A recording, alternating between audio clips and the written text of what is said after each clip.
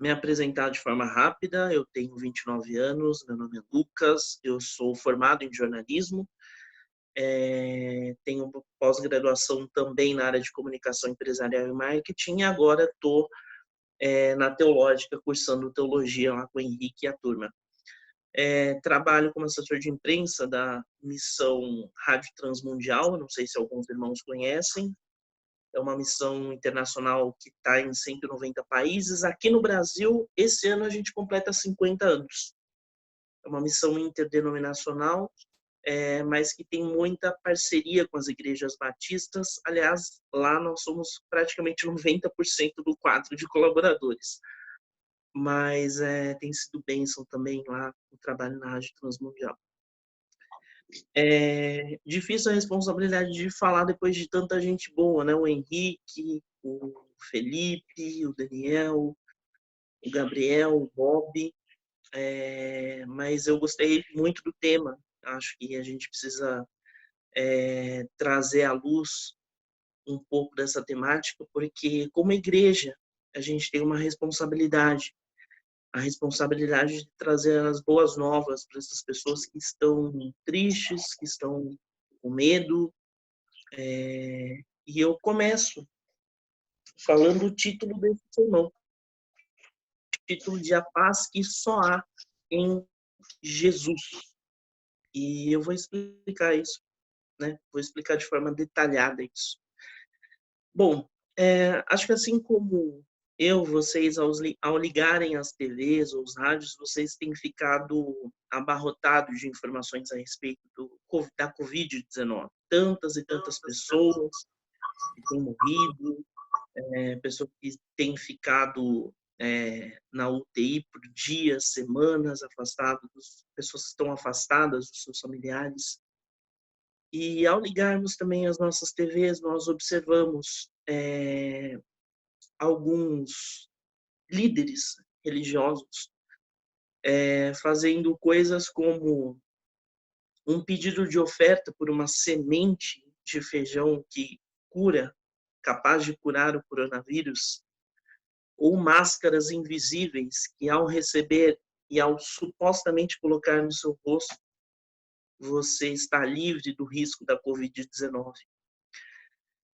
Eu acho que Deus tem nos dado uma oportunidade muito grande com essa pandemia de aprendermos alguns pontos importantes que vão impactar as nossas vidas, as nossas comunidades e também as nossas relações. Para a gente começar, eu gostaria que os irmãos abrissem a Bíblia no Evangelho de João, capítulo 14, versículo 29. João, capítulo 14, versículo 27, aliás. Eu falei 29, né? Versículo 27.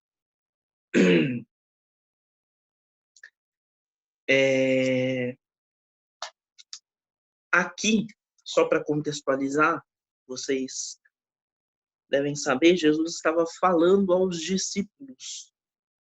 E aqui, nesse versículo 27, ele traz uma das declarações mais fortes e mais bonitas dentre todas as do Evangelho, na minha humilde opinião. Bom, diz assim o versículo 27. Deixo-vos a paz, a minha paz vos dou. Não vou lá dou como o mundo a dá. Não se turbe o vosso coração, nem se atemorize. Eu li na versão Almeida Corrigida Fiel. Bom, irmãos, é muito comum que em momentos adversos como este nós tenhamos angústias. Isso é compreensível. Nós nos preocupamos porque neste mundo a gente precisa ter recursos. A gente passa por uma grande pandemia, por uma situação totalmente inesperada. Depois vocês podem até relatar as experiências de vocês, mas eu tenho certeza que em dezembro, na virada do ano, a gente não imaginava viver uma situação tão adversa quanto essa. A gente sabia que a gente ia ter dificuldades econômicas, que a economia do país está ruim, que a gente vive um cenário político conturbado, e aqui eu não vou entrar em mérito nenhum, a gente vive problemas sociais gravíssimos que se arrastam há décadas, mas a gente não imaginaria que a gente cairia num cenário praticamente apocalíptico como esse que nós vivemos. E nós ficamos preocupados com a saúde das pessoas que nós amamos, com as pessoas de quem nós gostamos. Talvez você, como eu, conheça pessoas que morreram por causa da Covid-19. Eu tenho vizinhos, pessoas conhecidas da nossa igreja que perderam a vida, perderam essa batalha por conta do coronavírus. E nós tomamos conhecimento, nós de verdade passamos a compreender o que essa pandemia representa para a gente quando a gente observa nos telejornais que essas pessoas que nós conhecíamos não são apenas números. Elas têm nome, elas têm rosto. Muitas delas nos abraçavam quando nos viam. Nós tínhamos memória, nós tínhamos relacionamentos com elas. Então, elas eram a saudade, elas são a saudade de alguém. Mas voltando para o texto, meus irmãos, eu quero falar para vocês que o começo do versículo, Jesus diz: deixo-vos a paz. Essa expressão, deixo-vos a paz, é uma frase hebraica. Ela era muito comum, muito usada na hora da chegada, como uma saudação, ou na despedida. E aqui ela ganha um sentido muito especial, porque aqui Cristo quer nos dizer que a paz dele é a segurança que ele, Jesus, que foi enviado por Deus para nos trazer novidade de vida e a salvação, só ela pode dar. E é interessante quando a gente para analisar esse versículo, porque paz é uma palavra muito forte. Ela, apesar de pequena, ela tem um grande significado. E é interessante o poder redentor de Jesus. Nós vemos na Bíblia a plena autoridade com a qual Cristo curava as pessoas, ensinava, operava milagres e testemunhava, que os atos de Jesus eram verdadeiros testemunhos do pleno amor de Deus. Essa paz a qual Jesus se refere, ela não é conseguida pelo fim de guerras, por acordos comerciais ou políticos. Nada dessas artimanhas, dessas negociações que nós costumamos ver no cenário político ou no cenário global, nada disso alcança a paz que Jesus está se referindo aqui. Essa paz o mundo não pode ter, ele nunca terá, porque não compreende o sacrifício de Jesus na cruz para a remissão dos nossos pecados. Para muitos, Jesus não passa de um personagem histórico, para outros um revolucionário, alguém com objetivos apenas políticos. Essas coisas não simbolizam Jesus e nunca vão simbolizar. Ao ser mandado para essa terra, para andar entre nós, miseráveis criaturas, Cristo foi a personificação da misericórdia de Deus. E quando nós observamos Deus, em seu infinito amor e sua grande misericórdia, que nos deu Cristo, ele nos deu Cristo também como uma resposta ao medo. Irmãos, o medo bate às portas, todos os dias. As pessoas têm medo da morte. O número elevado de óbitos causados pelo novo coronavírus assusta. Mas Jesus nos diz: não se perturbe o vosso coração e nem tenha medo. Irmãos, eu gosto muito de pensar, sempre quando me bate um desespero, quando eu penso, Lucas, e aí? Como é que vai ser a caminhada? Você sabe qual toada seguir? Eu sempre penso, nós não somos daqui.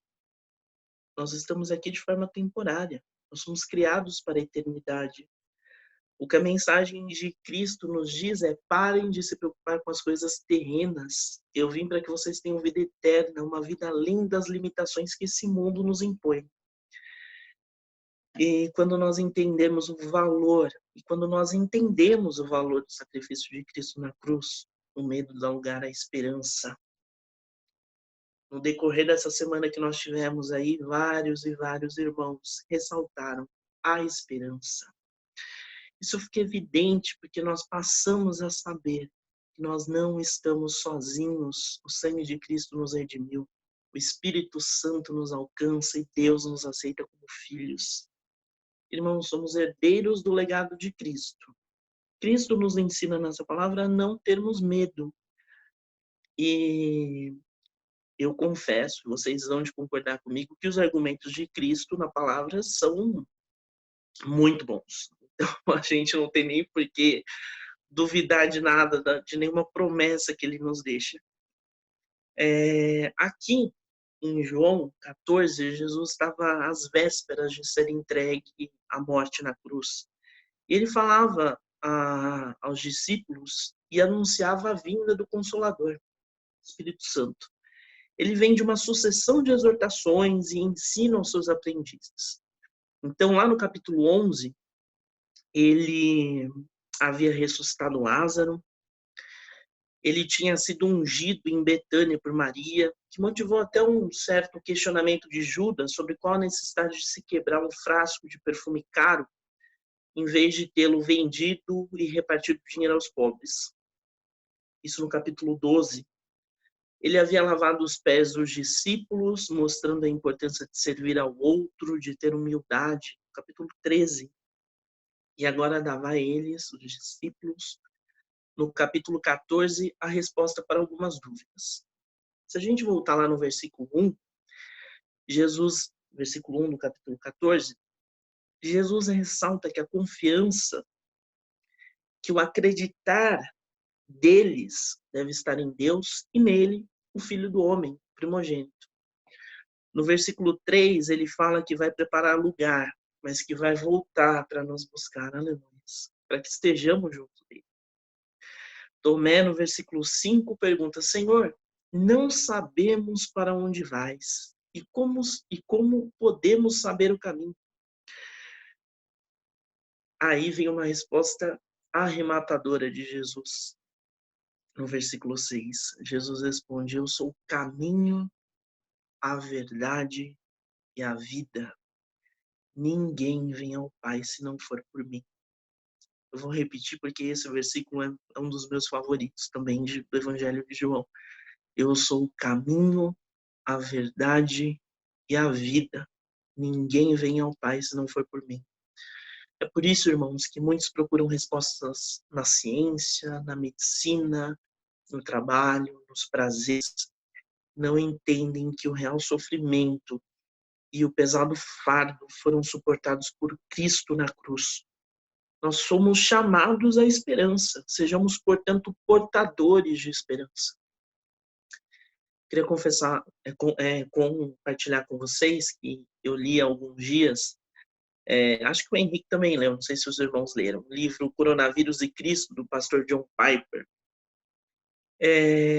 Irmãos, fica a recomendação de leitura. É incrível a capacidade e a sensibilidade que ele teve para escrever essa obra.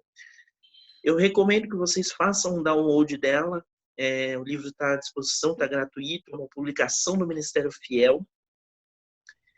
E o livro é muito sensível no sentido de mostrar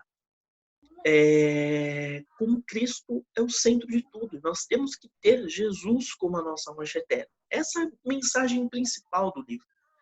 Piper conta um pouco das experiências de vida dele, mas mostra sempre que a nossa resposta está em Jesus. Jesus é a resposta de tudo. Jesus é o nosso consolador, o nosso auxiliador, é o nosso redentor. E o Piper cita um texto que eu também gosto muito. É um texto que está lá em 1 Tessalonicenses 5, 9 e 10. Deixa eu abrir aqui. Então, é 1 Tessalonicenses 5, 9 e 10. Vamos lá.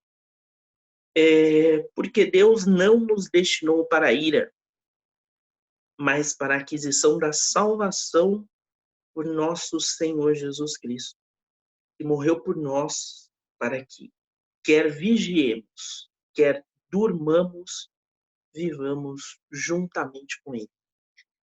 Eu vou ler também na versão Almeida século XXI, que eu gosto muito dessa versão. Eu vou compartilhar com vocês o versículo 10. Que morreu por nós, para que, quer atentos, quer dormindo, com Ele vivamos. Com Ele vivamos. Irmãos, quer vivamos ou morramos, com Cristo estamos. Com esta mensagem, nós podemos aprender 3 coisas que podem nos trazer sempre a esperança à nossa mente. Primeiro, nós somos herdeiros de Cristo, recebemos a sua paz. Segundo, nós temos a resposta que o mundo não tem para o medo, que é Cristo Jesus. Terceiro, em todas as circunstâncias, com Cristo nós seguimos. A minha oração nesta noite é que você possa acalmar o seu coração e se colocar nas mãos de Deus. Nós sabemos da soberania de Deus e da suficiência de Cristo para todas as circunstâncias. Devemos confiar, porque o sofrimento é temporário. As adversidades são temporárias, mas nós temos a promessa do nosso Redentor, de que a eternidade nós passaremos na companhia dele. Firmados em Cristo, nós poderemos ser a igreja que Deus nos chamou para ser. Ele não quer que nós vendamos sementes que supostamente curam o coronavírus. Ele quer que nós levemos as boas novas de Cristo e falemos do amor que cura a vida ferida do nosso dia a dia nas pessoas e que apresenta a razão real da nossa existência. Não é o prazer, não é o vício, não são as pessoas, não é a condição financeira, não é nada disso. Isso tudo vai passar. Mas Cristo vai permanecer. A boa nova dele é e sempre será a melhor notícia que o mundo pode receber.